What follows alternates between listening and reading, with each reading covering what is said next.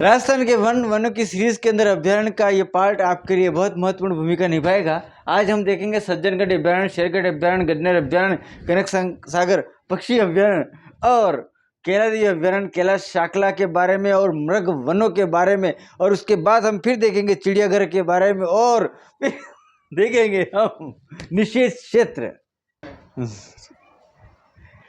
राजस्थान के वनों के अंदर सीरीज में हम देखते हैं अभ्यारण्य, और अभ्यारण्यों के अंदर हम देखेंगे सज्जनगढ़ अभ्यारण्य, शेरगढ़ अभ्यारण्य, गजनेर अभ्यारण्य, कनक सागर पक्षी अभ्यारण्य, कैलादेवी अभ्यारण्य, कैलाश शाकला के बारे में और राजस्थान के मृग वन के बारे में और चिड़ियाघर को लेकर के आज हम अध्ययन करने वाले हैं। उसमें उन तमाम व्यक्तियों के बारे में भी चर्चा करेंगे जो महत्वपूर्ण भूमिका निभा करके बुक्स को लिखने का काम किया है, और उन निश्चित क्षेत्र के बारे में भी देखेंगे ताकि आपको हमारे राजस्थान के वनों का जो सीरीज चल रहा है ये आपको बहुत ही इंटरेस्टिंग रूप से आपके सामने आए, क्योंकि अब जो कुछ भी आएगा वो शॉर्ट एंड स्वीट के साथ में उस आरपीएससी के क्वेश्चंस के अकॉर्डिंग होगा जो आज तक किसी गाइड के अंदर छपा हुआ नहीं है। आइए एक बार फिर वीर कोचिंग क्लासेस की ओर से आपका स्वागत और अभिनंदन करते हैं, और आशा करता हूं कि हमारे ये वीडियोस जो हैं वह अपने दोस्तों के बीच में बहुत अच्छी तरह से शेयर कर रहे होंगे और आपकी जो जिज्ञासा है इन यूनिट्स के समझने को लेकर के वो पूरी कर रहे होंगे। तो आइए हम देखते हैं सज्जनगढ़ अभ्यारण्य उदयपुर। और ये जो सज्जनगढ़ जो अभ्यारण्य है इसकी स्थापना, इसका घोषित करने का साल जो था वो 1987 में रहा है, और ये राजस्थान का मात्र एक ऐसा अभ्यारण्य है जो तमाम अभ्यारण्य से सबसे छोटा है, यानी सबसे छोटा अभ्यारण्य सज्जनगढ़ अभ्यारण्य है, और यह राजस्थान का दूसरा जैविक उद्यान के रूप में घोषित किया गया है। एक बार फिर सज्जनगढ़ अभ्यारण्य सबसे छोटा और जैविक उद्यान के रूप में घोषित किया गया है, और इस अभ्यारण्य में भी विभिन्न प्रकार के पक्षी और पक्षी पाए जाते हैं, लेकिन यहाँ पर इसकी जो महत्वपूर्ण भूमिका है वो है छोटे अभ्यारण्य को लेकर के। आगे की ओर देखते हैं शेरगढ़ अभ्यारण्य 12 के अंदर है, और इसकी स्थापना 1983 के अंदर राज्य सरकार की घोषणा के द्वारा हुई, और ये मात्र 98 किलोमीटर वर्ग क्षेत्र में फैला हुआ है, 98 किलोमीटर वर्ग क्षेत्र में फैला हुआ है। और इस शेरगढ़ अभ्यारण्य की सबसे बड़ी विशेषता यह है कि रियासत काल के समय सबसे ज्यादा बाघों की संख्या इस अभ्यारण्य में थी। रियासत काल के समय सबसे ज्यादा बाघों की संख्या, यहाँ पर आप पॉइंटों को नोटिस करते जाइए। रियासत काल, कहीं पर मैंने विचरण को लेकर के बोला है, कहीं किसी अभ्यारण्य के अंदर मैंने वो शिकार ग्रह को लेकर के बोला है, कहीं पर मैंने इसको अलग अलग बातों को लेकर के बोला है। तो यहाँ पर देखिएगा रियासत काल के बाघ, रियासत काल के समय बाघों की संख्या सबसे ज्यादा इस शेरगढ़ अभ्यारण्य के अंदर रही है। और इस शेरगढ़ अभ्यारण्य की दूसरी विशेषता ये है कि इस अभ्यारण्य के बीचों बीच परवन नदी गुजरती है, परवर नदी गुजरती है, और इस शेरगढ़ अभ्यारण्य को सांपों की शरण स्थली कहा जाता है। आरपीएससी ने इस पे क्वेश्चन लिया हुआ है, सांपों की शरण स्थली कहलाने वाला जो अभ्यारण्य है वो है शेरगढ़ अभ्यारण्य। नेक्स्ट हम देखते हैं गजनेर अभ्यारण्य। गजनेर जो अभ्यारण्य है ये बीकानेर जिले से 32 किलोमीटर की दूरी पर यह अभ्यारण्य स्थापित है, और इस गजनेर अभ्यारण्य की सबसे बड़ी विशेषता है बड़बड़ पक्षी, जिसे हम रेत का तीतर कहते हैं। और रेत के तीतर को लेकर के भी आरपीएससी ने क्वेश्चन दिया है कि रेत के तीतर पक्षी किस अभ्यारण्य में पाए जाते हैं, तो ध्यान रखिएगा गजनेर अभ्यारण्य बीकानेर के अंदर। आगे की ओर चलते हैं कनक सागर पक्षी। अब यहाँ पर देखिएगा सभी पैलेस पर हमने अभ्यारण्य का प्रयोग किया है, कहीं पर हमने पार्कों का प्रयोग किया है, लेकिन यहाँ पर ये जो कनक सागर है वहाँ पर कनक सागर के बाद में पक्षी अभ्यारण्य के बारे में लिखा, पक्षी शब्द का यूज किया गया है। तो ये कनक सागर पक्षी अभ्यारण्य जो है वो बूंदी के अंदर स्थापित है, और ये 1987 के अंदर राज्य सरकार के द्वारा घोषित हुई है।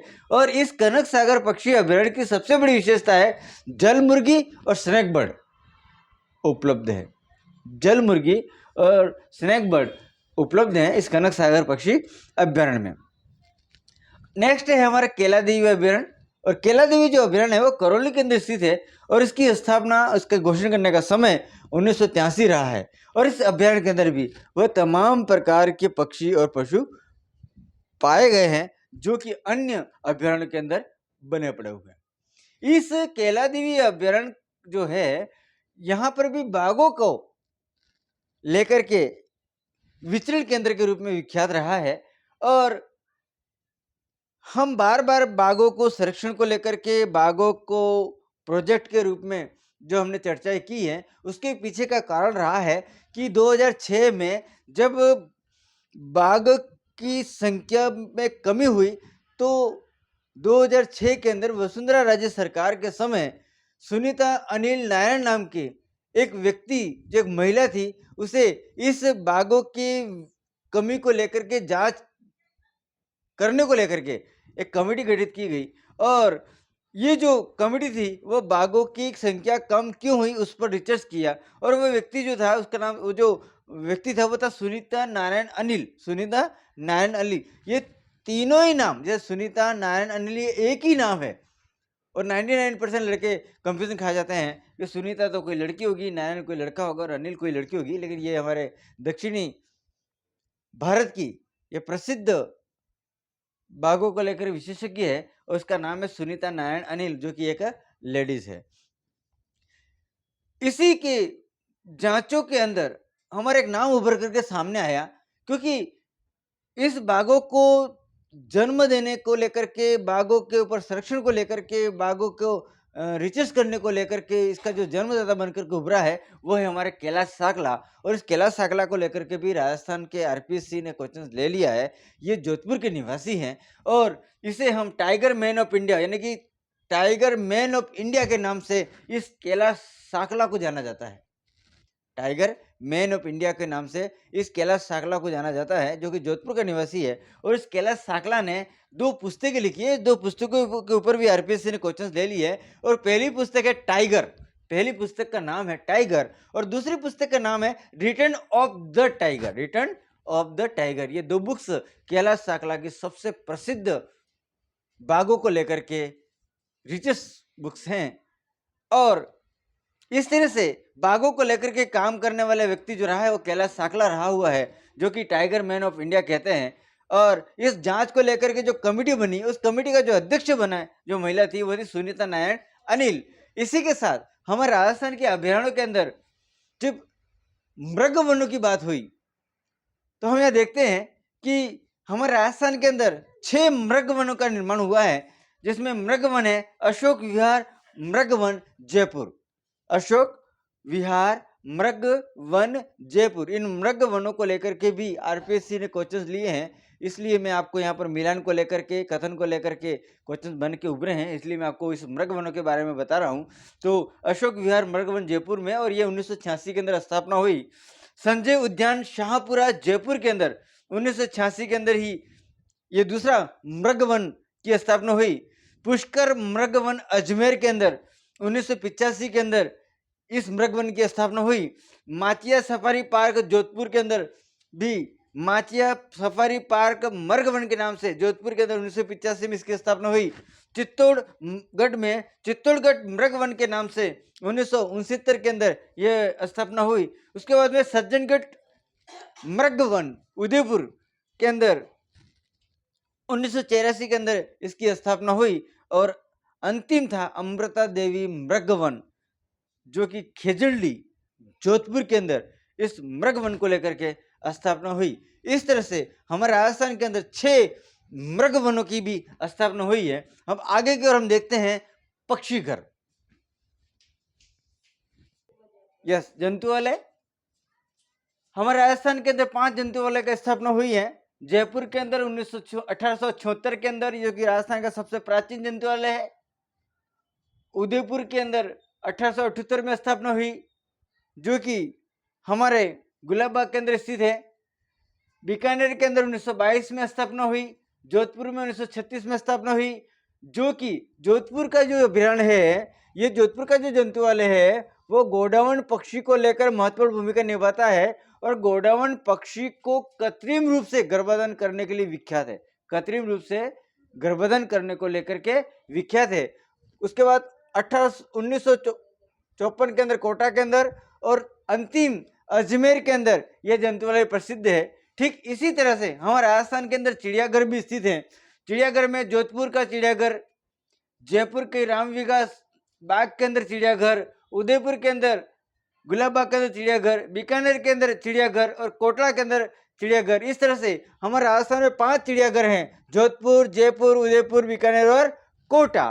अब हम इन्हीं राजस्थान के वनों को लेकर के ही हमारे राज्य वृक्ष, राज्य पुष्प और राज्य पशुओं के बारे में घोषित रही है। तो देखिएगा, राज्य वृक्ष खेजड़ी जो 1983 के अंदर राज्य सरकार ने है ना वो घोषित किया था, क्योंकि ये जो खेजड़ी है वो रेगिस्तान का कल्पवृक्ष कहा जाता है। उसके बाद में राज्य पुष्प जो है वो रोहिड़ा को घोषित किया, उसे भी 1983 में किया गया। राज्य पक्षी की बात करें तो 1981 के अंदर राज्य पक्षी को लेकर के किया गया। और ये जो राज्य पक्षी जो है वो है गोडावन। कौन सा है? गोडावन। और राज्य पशु के बारे में बात करें तो चिंकारा को लेकर के हमारा राज्य पशु रहा है और 1981 में, और एक राज्य पशु ऊंट को भी घोषित किया गया है। ठीक वैसे ही हमारे राजस्थान के अंदर प्रस्तावित जीव अभ्यारण्य भी बने पड़े हुए हैं, जिसमें डंकी सेंचुरी हुंडलोद झुंझुनू के अंदर यानी गधों का अभ्यारण्य प्रस्तावित है। भालू अभ्यारण्य जालोर और सिरोही को लेकर के प्रस्तावित है। एशियाई चीते को लेकर के शाहगढ़ बल्ब जैसलमेर बीकानेर को लेकर के, जैसलमेर बाड़मेर को लेकर के प्रस्तावित है। और इन तमाम पशुओं को, इन तमाम पक्षियों को चिन्हित करके गिनने की गणना को लेकर के एक विधि का यूज किया गया है, वह है कैमरा टैग विधि। और इस कैमरा टैग विधि के द्वारा इन पशुओं की गणना की गई है। और प्रथम राजस्थान की प्रथम वन नीति जो थी वो 18 फरवरी 2010 के अंदर बनी है। और इन वनों के अंदर स्थापित बर्डों को लेकर के भी हमारे डॉक्टर सलीम अली जो कि महत्वपूर्ण भूमिका निभा करके चल रहे हैं, विशेषज्ञ रहे हैं। और इनके सानिध्य में भरतपुर बर्ड पैराडाइज नाम की एक बुक्स लिखी गई, भरतपुर बर्ड पैराडाइज नाम से। और इस बुक्स को लिखने वाला जो व्यक्ति है वो सर मार्टिन इनवांस है। ये आरपीएससी ने इस पर क्वेश्चंस ले लिया है, सर मार्टिन इनवांस है। और दूसरी जो बुक्स बनी वो थी भरतपुर बर्ड। अब यहाँ पे ध्यान रखिएगा कि भरतपुर बर्ड पैराडाइज लिखा हुआ होगा तो सर मार्टिन होगा, ओनली फॉर भरतपुर बर्ड होगा तो इस बुक्स के जो लेखक है वो राजपाल सिंह हैं। और ये दोनों बुक्स को लेकर के भी आरपीएससी ने क्वेश्चन दिया है। डॉक्टर सलीम अली विशेषज्ञ को लेकर के क्वेश्चन दिया है, कैलाश शाकला को लेकर के भी क्वेश्चन लिया है। तो देखिएगा, जंतु वाले, उसके बाद में चिड़ियाघर, उसके बाद चिड़ियाघर को लेकर के हमारे है ना यहाँ पर जोधपुर, जयपुर, उदयपुर, बीकानेर, कोटा 5 चिड़ियाघर बने हुए हैं। राज्य पक्षी, वृक्ष, पशु, पुष्प भी हमारे इस वनों को लेकर के राज्य सरकार ने घोषित कर रखा है। तो उसके बाद में प्रस्तावित जीव अभ्यारण्य उनको लेकर भी हमने देखा है, डंकी सेंचुरी, भालू अभ्यारण्य, एशियाई चीतों को लेकर के हमने यहाँ पर चर्चा की है। और एक बार फिर कहना चाहूँगा कि हमारे इन वनों के अंदर रहने वाले वो बहुत सारे जीव और जंतु जो कि हमारे भारतीय संस्कृति के अंदर देवी और देवताओं के वाहक के रूप में भी बने हुए हैं। और ये जो देवी देवताओं पर बैठने वाले जो वाहक हैं, उनके जो सवारी करने के जो पशु हैं, वह भी हमारे इन वनों को अंदर ही उनका लालन पालन और बढ़वार प्रजनन होता है। तो आइए हम देखते हैं तो राजस्थान के है ना वो भारत स्तर पर ऐसे कौन से देवी, जैसे लक्ष्मी है, लक्ष्मी के वास उसका जो स्थान है वो उल्लू को लेकर के चल रहा है। ठीक वैसे ही सरस्वती को लेकर हंस है, दुर्गा को लेकर के सिंह है, यमराज को लेकर के भैंसा है, विष्णु को लेकर गरुड़ है, इंद्र को लेकर ऐरावत हाथी है, गणेश को लेकर के मूषक है, शीतला माता को लेकर के गंधर्व है यानी कि गधा है, और शिव को लेकर के वृषभ है, और कार्तिकेयन को लेकर के मयूर हैं। ये मैंने मौखिक रूप से बिना बोर्ड पे लिखे आपसे बात की है कि ये भी महत्वपूर्ण भूमिका देवी और देवताओं के वाहन को लेकर के रहे। और ये जो वाहन है वह भी हमारे भारत के वनों में रहने वाले ये जीव और जंतु ही हैं। तो प्राचीन काल में भी से ही इन वनों का और इन जंतुओं की महत्वपूर्ण भूमिका रही है। आगे की ओर हमारा एक अंतिम पार्ट रहेगा जिसके अंदर हम देखेंगे राजस्थान के वो निश्चित क्षेत्र, राजस्थान की वो योजनाएं, निश्चित क्षेत्र में वो गांव, क्योंकि आजकल आरपीएससी जो है वो गांव को लेकर के यानी कि उस पैलेस को तो वो पॉइंटेड करता ही करता है, लेकिन इस पैलेस के साथ-साथ गाँवों को भी उसने इंक्लूड किया हुआ और कितने वर्ग में, उसका हम एक बेहतरीन डायग्राम चार्ट से बनाएँगे, ताकि रिजर्व कन्वर्शन को लेकर भी हम बात करेंगे। तो मैं आशा करता हूँ कि जो हमारा अंतिम जो पार्ट रहेगा, वो भी आपके लिए परीक्षा को लेकर के महत्वपूर्ण स्थान रखेगा। तो एक बार फिर वीर कोचिंग क्लासेस की ओर से आपका स्वागत और अभिनंदन करता हूँ, और राजस्थान के वनों के अंदर हमारा जो अभ्यारण्य की जो सीरीज़ है, जो कि सबसे बड़ा यूनिट उभर कर के आया है, क्योंकि यह जो यूनिट है वो प्राचीन काल को लेकर के, वर्तमान काल को लेकर के, उसके साथ पशुओं को लेकर के, जीवों को लेकर के, और मैं तो ये कहना चाहूँगा कि वनों के बिना ये जीवन ही अधूरा है। वन नहीं तो जीवन नहीं, क्योंकि वनों से ही हमें मानसून प्रभावित करके लेके जाता है। वन ही हमें कंद-मूल देते हैं, क्योंकि अभी वर्तमान परिप्रेक्ष्य में तो हम और भी धान जैसी फसलें, गेहूँ जैसे फसलों को कमा के खा रहे हैं, लेकिन हमारे बाप-दादा जो थे, वह इन वनों के उत्पाद पर ही अपने जीवन-यापन को चलाते थे और अपनी पीढ़ियों को बढ़ाते, बढ़ाते, बढ़ाते, बढ़ाते अब अरबों पे पहुँचा दिया है। इस इसलिए मैं इस राजस्थान के वनों की जो महत्ता है, वो केंद्र सरकार ही भी मानती है और राज्य सरकार भी मानती है। तो एक बार फिर हमारे छोटे से जोक्स के साथ ही, बाकी ये जोक्स नहीं है, बाकी ये वास्तविकता है। एक फिर वीर कोचिंग क्लासेस की ओर से आपका स्वागत और अभिनंदन। हम प्रत्येक बुधवार और शनिवार को लाइव जुड़ते हैं, और कुछ समय के बाद हम 2-2, 3-3 घंटे तक ऐसे बड़े-बड़े जो यूनिट्स जो सेकंड ग्रेड और फर्स्ट ग्रेड को लेकर चल रहे हैं, जैसे राजस्थान, भारत के महाद्वीप, भारत के उद्योग, भारत की कृषि को लेकर हम लाइव क्लास लेंगे, जो कि बहुत ही बड़ा है, और वो एक ही लाइव के अंदर उस पूरे यूनिट को खत्म करने का प्रयास करेंगे, क्योंकि समय हमारे पास में बहुत ही कम है, क्योंकि समय ही हमें अपनी महत्वपूर्ण भूमिका को निभा के जाता है। और कहा भी गया है कि जिसने 25 साल की उम्र तक सोने का काम किया है, वो जब तक जिंदा रहता है तब तक वो जागता ही रहता है, और जिसने 25 साल की उम्र तक जगा है, वो जब तक जिंदा रहता है, वो नींद, भरपूर नींद के साथ वो रहता है, क्योंकि उसका फिर एक ही मिशन होता है, सुबह 10 बजे जॉब पे जाना है, शाम को वापस आना है और सो जाना है। और जिसकी जॉब नहीं है, वो क्या करेगा? रात को जगेगा, सोचेगा कि कल मुझे किसको क्या करना है। ये कटु सत्य है, यह कटु सत्य है। और हमारा जो वीर कोचिंग क्लासेस का जो मनोज्ञ कोटेशन है, वो बार-बार आपने हर वीडियो के अंदर सुना होगा, लेकिन उसको भी मैं थोड़ा-सा एक्सप्लेन कर देता हूँ। माइंड, हार्ट और हैंड। अब इन तीनों को देखने के लिए आप अपने दोनों हाथों को उठाइए। इन दोनों हाथों को लेकर के इनके बीच की 2 उँगलियों को इस तरह से रखिए। इस उँगली को भी लीजिए, इस उँगली को भी लीजिए। अब देखिएगा, ऐसे भी ये होती है, ऐसे भी ये होती है। हो रही है ना? राइट? लेकिन अब यहाँ पर देखिएगा, मैं आपको फिर अब 3 उँगलियों को इस जगह ले रहा हूँ, तो आप इसको भी करिए, इसको भी करिए। देखिए, ऊपर वाली उँगली को भी देखिए, नीचे वाली उँगली को भी देखिए, लेकिन बीच वाली उँगली को उखाड़ करके देखिए, खोल करके देखिए, जिस तरह से पहली और लास्ट वाली खुलती है, नहीं खुल पाएगी। क्यों? क्योंकि ये बीच वाली जो दोनों उँगलियाँ हैं, वो माइंड से भी, हार्ट से भी और हैंड से कनेक्ट है। और ये तीनों जब कनेक्ट होकर के जिस रिज़ल्ट को देती है, वो सफलता को लेकर के आती है। तो एक बार फिर मनोवैज्ञानिक स्किनर का कोटेशन मैं दोहराना चाहूँगा, mind, heart and hand if are control completely success man.